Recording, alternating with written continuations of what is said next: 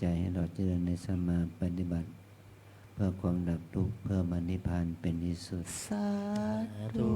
สาธุสาธุ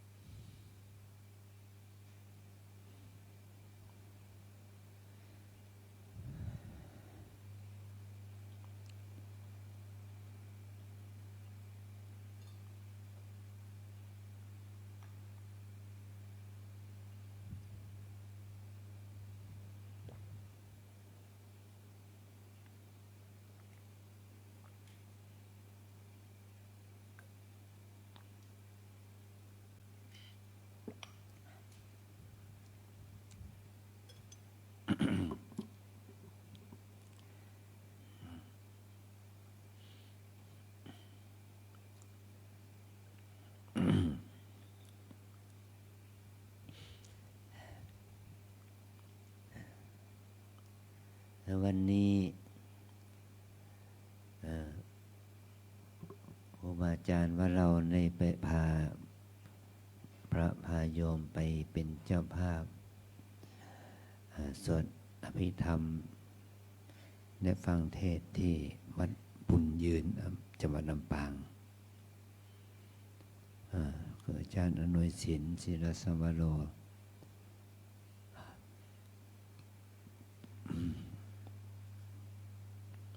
วัดบุญยืนนี่เป็นวัดที่ท่านเคยไปอยู่ศึกษาและเจ้าอาวาสวัดนี้ก็ถึงแก่มรณภาพอายุ60แล้วก็เป็นโรคเบาหวานถึงขั้นว่าขึ้นตามรณภาพไปเราก็มาคิดถึงชีวิตของคนเราเนี่ยมันไม่แน่นอนนะ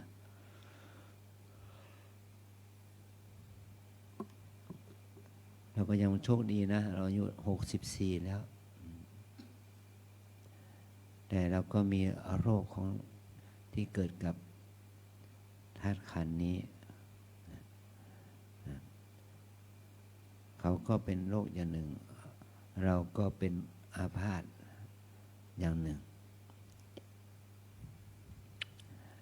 แม้ว่าเราไปตรวจร่างกายทางด้านสุขภาพกายเราดีหมดแต่มันก็มีความบกพร่องจากการที่เราได้เป็นโรคเซนซิทีฟในสมองแต่เรายังไม่แต่เราก็โชคดีว่าเราไม่เป็นโรคหัวใจเบาหวานไขมันความดันอะไรอย่างนี้ก็กลางวันนี้ก็มีแม่ชีบอกว่าพระที่วัดเราเคยบวชที่วัดเราอยู่ที่วัดเรานี่ก็ย้ายไปที่นครพนมเป็นลักษณะนะครับว่าล้มในห้องน้ำพูดไม่ได้ก็ถือว่าเป็นโรคเกี่ยวกับสโตรกหรือเปล่านะนี่ก็ให้เห็นว่าคนเราแต่ละคนมีโรคภัยไข้เจ็บต่างกันนี่เรามาโชคดีมีบุญที่เราได้มามีโอกาสมาไหว้พระประธานหลวงพ่อตะโปในวันนี้ให้เรานึกถึงว่าคนเราเนี่ยมีบุญในการที่จะมาไหว้พระสวดมนต์ภาวนาเดินจงกรมนั่งสมาธิยังมีโอกาสนะหลวงพ่อนะยังมีโอกาสท่านเนาะมันมีโอกาส แต่คนบางคนไม่มีโอกาสเป็นเหตุให้ถึงแก่กรรมบ้างเป็นเหตุให้ถึงแก่อาพาธโรคภัยไข้เจ็บเบียดเบียนบ้างเนี่ยชีวิตของเรายังไม่มันก็ไม่แน่นอนนะเดือนนี้เป็นเดือนที่เป็นวันประสูติของสมเด็จพระสังฆราชสกลมหาสังฆปณินายกองค์เนี่ยพระองค์ท่านมีพระชนมายุถึง97-98 ปีแล้วนี่ถือว่าเป็นพระสังฆราชที่มีสุขภาพสมบูรณ์มีอายุยั่งยืนพระองค์ท่านก็ถือว่าเป็นมิ่งขวัญของพระสงฆ์ของคณะสงฆ์เนี่ยคนเราแต่ละคนก็เหมือนกับว่าต้องป้องกันต้องอะไรต้องหาให้ท่านอยู่อาศัยก็ต้องเอาใจใส่อย่างบริวารญาติลูกน้องบริวารลูกศิษย์ลูกหาต้องเอาใจใส่เป็นพิเศษไม่ตัวท่านเองท่านจะมาพบปะญาติโยมท่านก็มีความขัดข้องที่ว่ากลัวว่าจะมีสถานญาติโยมเอาโรคเอาภัยมาติดอย่างนี้นะนี่เพราะรักษาธาตุขันธ์นี้ไว้เนี่ยมันไม่ใช่ของง่ายๆโรคภัยไข้เจ็บก็เกิดขึ้นกับคนเราได้เสมอถ้าไม่ดูแลเอาใจใส่แม้แต่อาจารย์เองก็มีความรู้สึกเช่นนั้น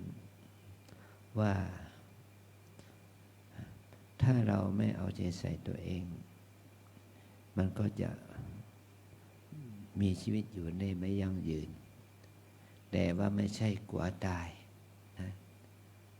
เรารู้ว่าชีวิตของเรามันเป็นของไม่เที่ยงเราจะต้องมาทำกิจกรรมการงานของคณะสงฆ์มาเอาใจใส่ดูแลสถานญาติโยมแต่เราไม่ใช่กลัวตายนะแต่เราก็อยากจะมีชีวิตที่ดี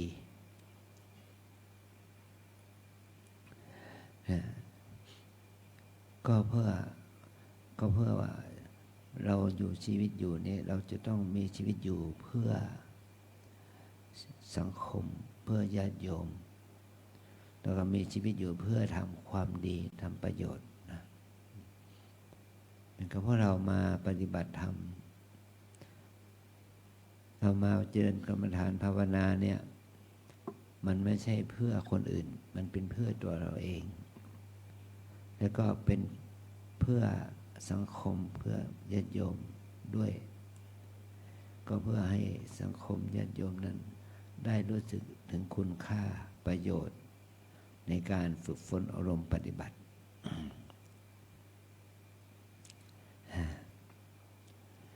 วันพรุ่งนี้พระใหม่ที่มาบวชในโครงการของครูบาเจ้าศรีวิชัย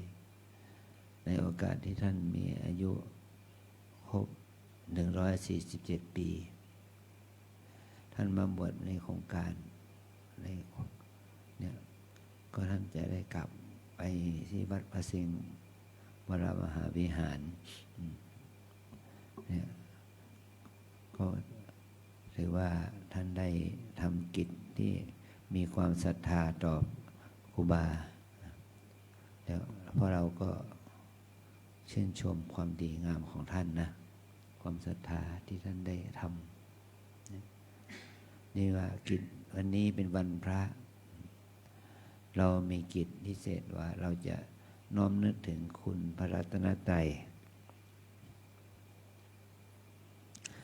นึกถึงความดีที่พระสัมมาสัมพุทธเจ้าได้ทรงประพฤติตนเป็นพระองค์เป็นตัวอย่างพร้อมด้วยพระอริยสงฆ์แม้นว่า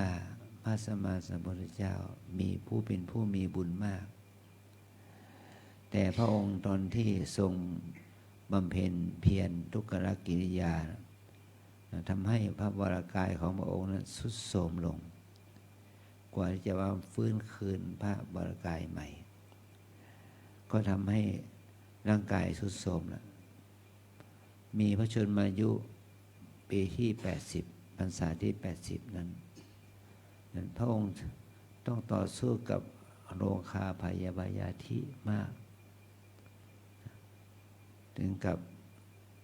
ท่านพระอานนท์ก็ทูลว่าเมื่อพระองค์ต่อสู้กับความอาพาธเนี่ยพระอานนท์ก็พูดว่าเหมือนกับท่านพระอานนท์นั้นอยู่ในที่มืดมนมองไม่เห็นชัดว่าท่านพระองค์จะต่อสู้กับโรคภัยไข้เจ็บจะรอดไหมอันนี้เมื่อพระองค์ก็บอกว่าชีวิตของสัตว์โลกนั้นย่อมมีความ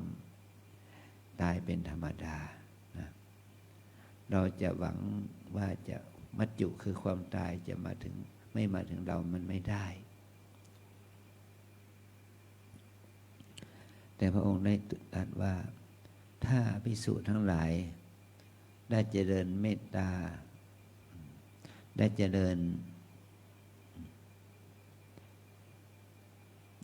ญภาวนาที่ประกอบด้วยอิทธิบาท4เจริญวิปัสสนาประกอบด้วยอิทธิบาท4เมฉันทะวิริยะจิตตะวิมังสาเนี่ยโดยการพิจารณาถึงอนัตตานุปัสสนาด้วยอำนาจของฉันทะวิริยะจิตตะวิมังสาก็จะทำให้พระองค์นั้นอยู่ดำเนินชีวิตอยู่1 กัปหรือมากกว่ากัปหมายถึงว่าจะมีพระชนมายุได้ถึง100 ปีหรือมากกว่า100 ปีได้แต่ท่านพระอานนท์ไม่ได้ทูลพระองค์ก็ได้ปรงพระชนมายุสังขารว่าอีกแต่นี้ไปอีก3 เดือนตถาคตจะนิพพานแล้วเนี่ยนี่แม้แต่พระสัมมาสัมพุทธเจ้าพระองค์รู้วันปรินิพพานแต่พระองค์ก็ยังไม่สามารถเอาชนะมัจจุคือความตายได้เนี่ยปัจจุบันเขาคงจะมีเครื่องมือการแพทย์เนาะแต่ในอดีตมันไม่มีมันก็ทำให้พระองค์นั้นนิพพานไปตามวาระอันนี้ยังเห็นว่านี่เราทั้งหลายเราจะต้องมีความขวนขวายทำความดีบำเพ็ญบุญทานศีลภาวนาเจริญวิปัสสนากรรมฐานภาวนาเนี่ยให้ยิ่งขึ้นไปเมื่อเราได้เจริญยิ่งขึ้นไปแล้วอย่างน้อยสุดให้เรานั้นได้ขจัดอาสวะกิเลสอกุศลออกจากใจได้เข้าถึงมรรคถึงผลถึงพระนิพพานได้แม้มันจะตายวันนี้พรุ่งนี้ก็ช่างมันเนาะถ้าเรามาถึงมรรคผลนิพพานเถอะไม่ว่าจะตายวันพรุ่งนี้ไม่เรือนนี้ก็อย่าช่างมันเถอะเนี่ยเพราะว่าความตายแม้แต่พระสัมมาสัมพุทธเจ้ายังยับยั้งมันไม่ได้มัจจุคือความตายท่านจึงเปรียบความตายในเหมือนกับพญามัจจุราชเหมือนกับพระราชาที่มีอำนาจสิทธิ์ขาดเป็นสมบูรณาญาสิทธิราชที่คนทั้งหลายจะเป็นจะตายก็ได้เห็นนี่เปรียบเทียบนะเหมือนกับคนเราเหมือนกับว่าความตายชี้เราจะตายวันนี้พรุ่งนี้ก็ได้นะแม้จะไม่มีมันจะไม่เราถึงเอามาเปรียบเทียบเหมือนกับว่าเป็นมายามัจจุราชหรือว่ายมเนี่ยพระยายมเนี่ยก็จะท่านแต่พระยายมนี่ท่านไม่ได้มาชี้ความเป็นความตายแก่เรานะแต่มันก็เราก็จะไม่สามารถพ้นได้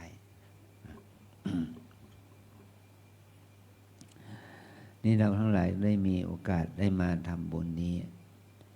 ได้มาน้อมนึกถึงพระรัตนตรัยน้อมนึกถึงพระปัญญาธิคุณ พระบริสุทธิคุณ พระมหากรุณาธิคุณของพระสัมมาสัมพุทธเจ้าน้อมนึกถึงพระวิสุทธิธรรมวิมุตติธรรมนิโรธธรรมนิพพานธรรมน้อมนึกถึงอริยมรรคอริยผลในพระอริยเจ้าที่ท่านเข้าถึงความดีเหล่านี้แม้จะดีอย่างไรมันก็เป็นความดีที่เราจะต้องใส่ใจฝึกฝนอบรมปฏิบัติให้เราเนี่ยได้เข้าถึงด้วยปัญญาศีลสมาธินะความดีเหล่านี้มันจะบารมีธรรมเหล่านี้มันเมื่อมันเกิดขึ้นมันก็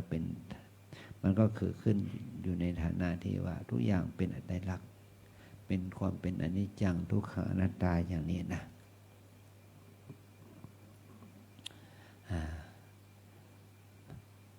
วัน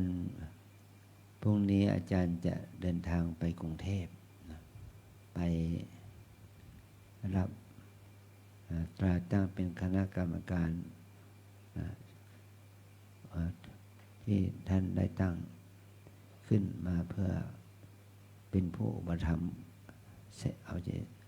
งานพระศาสนาในส่วนของสำนักปฏิบัติธรรมนะที่วัดมหาธาตุยุวราชรังสฤษฎิโดยท่านเจ้าพระคุณสมเด็จพระพุทธาจารย์เจ้าคณะใหญ่หนตะวันออกนะแล้วก็เราก็ต้องไปเพื่อสนองงานคณะสงฆ์นะแต่บ้านบังเอิญพรุ่งนี้ตอนเช้าคณะสงฆ์จังหวัดเชียงใหม่ส่วนราชการจังหวัดเชียงใหม่ก็ทำกิจกรรมมุทิตากับหลวงพ่อเจ้าคณะภาคพระเดชพระคุณพระธรรมเสนาบดีเจ้าคณะภาค7วัดพระดอยสุเทพราชวรวิหารในคณะสงฆ์มหานิกายแล้วก็มุทิตากับท่านพระเดชพระคุณท่านพระเทพ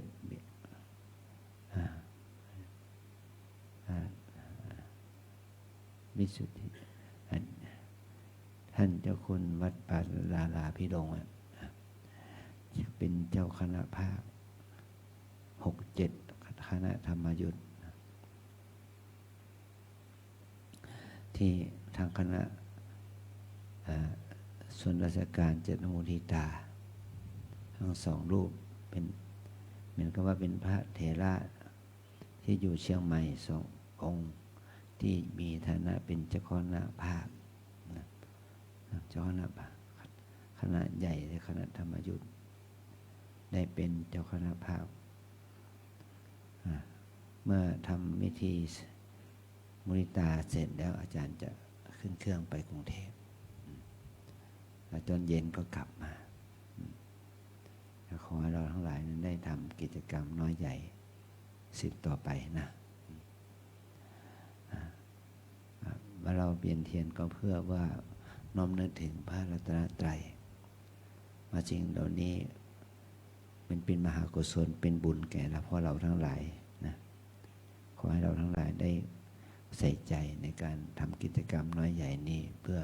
เป็นมหากุศลเป็นบุญเป็นกุศลแก่เราทั้งหลายสืบต่อไปนะเอาละตอนนี้ไปให้เราได้ให้พรโยมหน่อยสัพพิติโยวิวัชชันตุสัพพะโรโควิวัสตุมาเตภวัตวันตรายโยสุขีทีขายุโกภาวะอภิวัตนาสีลิสนิจังวุธาปจายโนจัตตารโอธรรมวัฏันติอายุวันโนสุขังภาลัง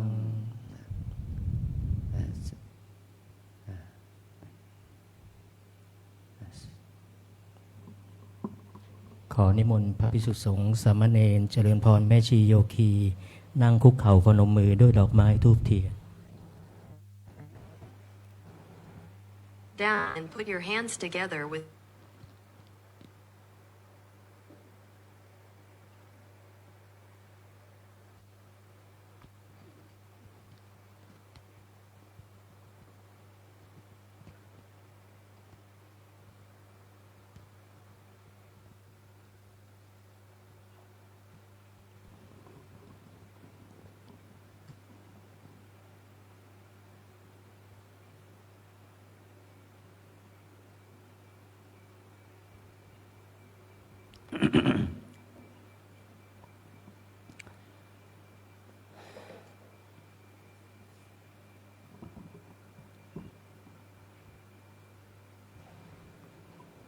เราจะได้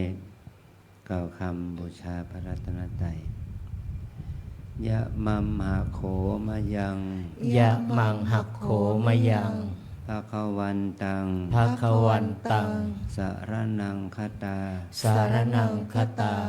เราเป็นผู้ถึง เราเป็นผู้ถึง พระผู้มีพระภาคเจ้า พระผู้มีพระภาคเจ้า พระองค์ใด พระองค์ใด ว่าเป็นสารณะ ว่าเป็นสารณะ โยโนภควาสถา โยโนภควาสัทธา พระผู้มีพระภาคเจ้า พระผู้มีพระภาคเจ้า พระองค์ใด พระองค์ใด เป็นศาสดาของเรา เป็นศาสดาของเรา ยัสสจะมายัง ยัสสจะมะยัง ภควโตธัมมัง ภควโตธัมมัง โรเจมะ โปรเจมะ แลเราชอบใจ แลเราชอบใจ ธรรมของพระผู้มีพระภาคเจ้า ธรรมของพระผู้มีพระภาคเจ้า พระองค์ใด พระองค์ใด อิเมหิ อิเมหิ สการเรหิ สักการเรหิ ตังภควันตัง ตังภควันตัง สะธัมมัง สะธัมมัง สะสังฆัง สะสังฆัง อภิปูชยามะ อภิปูชยามะ เราตั้งใจบูชา เราตั้งใจบูชา พระผู้มีพระภาคเจ้า พระผู้มีพระภาคเจ้า พระองค์นั้น พระองค์นั้น พร้อมทั้งพระธรรม พร้อมทั้งพระธรรม พร้อมทั้งพระสงฆ์ พร้อมทั้งพระสงฆ์ ด้วยเครื่องสักการะทั้งหลายเหล่านี้ ด้วยเครื่องสักการะทั้งหลายเหล่านี้ อะระหังสัมมาสัมพุทโธภะคะวา อะระหังสัมมาสัมพุทโธภะคะวา พุทธังภะคะวันตังอภิวาเทมิ พุทธังภะคะวันตังอภิวาเทมิ สวากขาโตภะคะวตาธัมโม สวากขาโต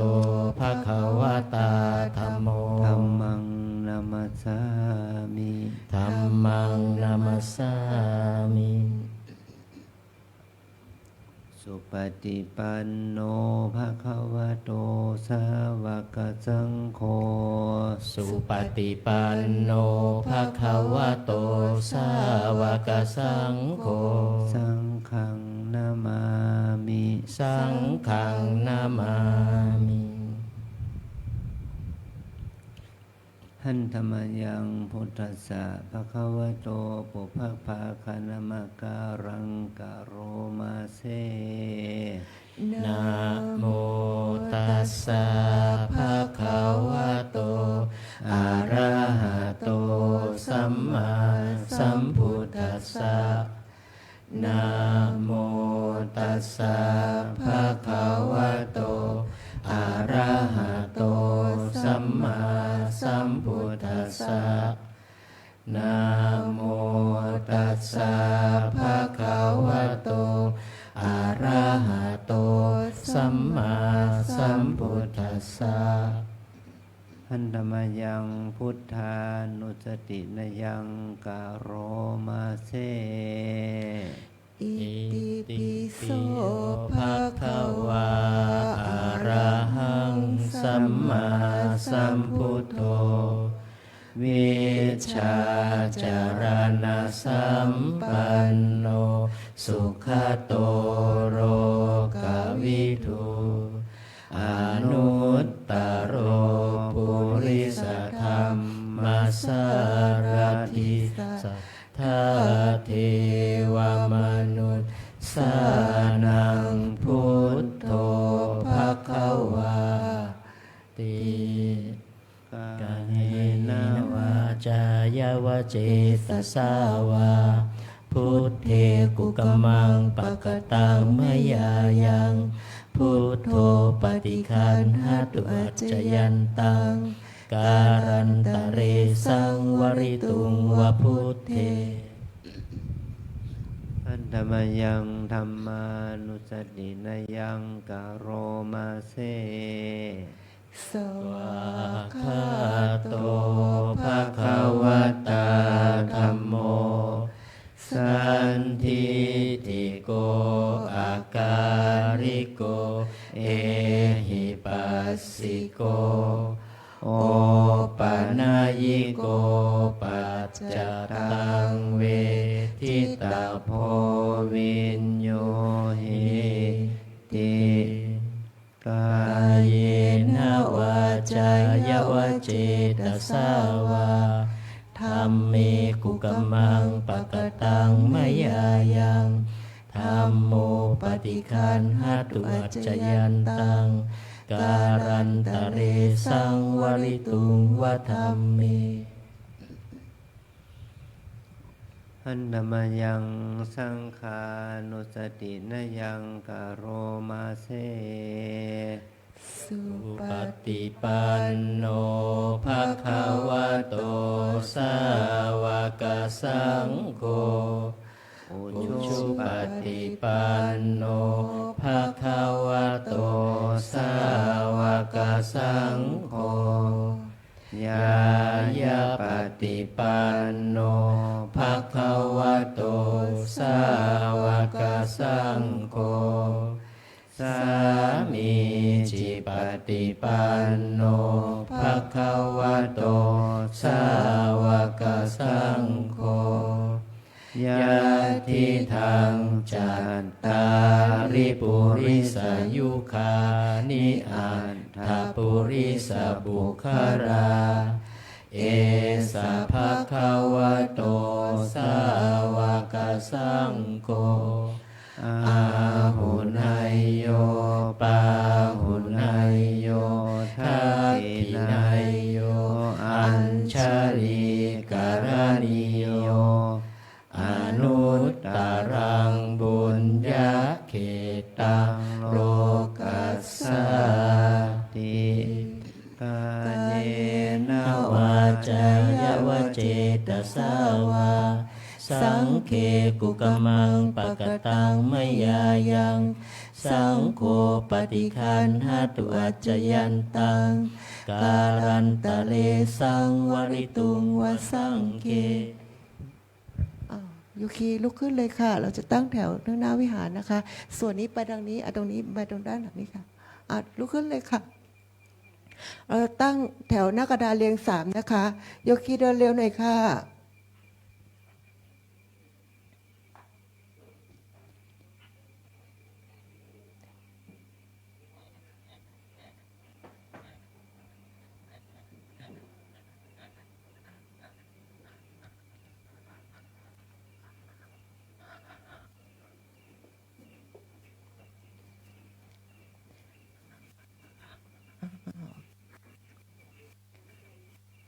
หน้ากระดานเรียง3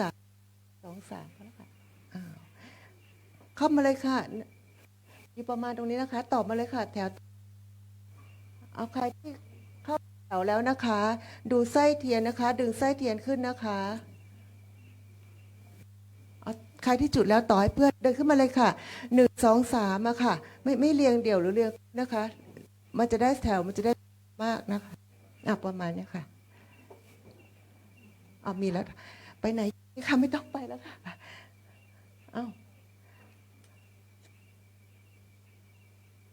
ขึ้นมาเลยค่ะ1 2 3ค่ะคนที่4ก็ไปต่อแถวใหม่ค่ะขึ้นมา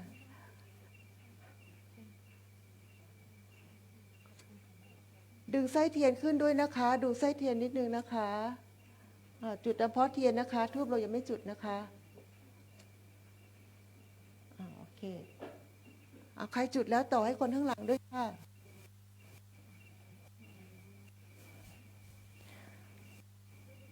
จะต่อพระอาจารย์ใช่ไหมคะเอาไปข้างเราจะไม่ได้ต่อ